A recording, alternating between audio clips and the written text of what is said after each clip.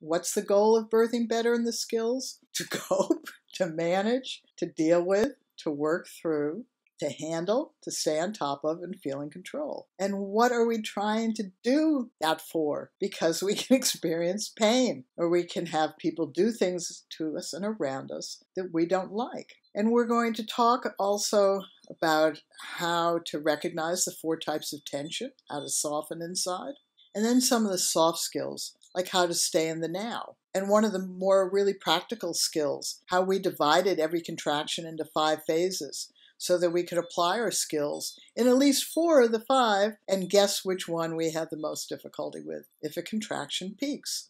You're also going to learn how to recognize a progressive labor. And you've already gone through positions. So that ties into progressive labor because every posture position we're in, our baby responds to. And too often we have long labors because we get into positions that our baby doesn't particularly like. And that has to do with whether we have internal tension inside, which does not have to do necessarily with fear. There are 4 types of tension. So fearful women can pop babies right out just as high-risk women can. And babies don't like the space being compressed, particularly with the back labor idea that you press on a woman's sacrum. It may relieve back labor, but it makes it harder for the baby to open up the pelvis. And some babies don't like the inner space bent. So some women can lean forward in labor and their contractions will still be progressive. Others, they can't. It will just throw the birth off. Same way as hands and knees or knee chest can just throw the labor off. And people often use those positions in order to relieve pain.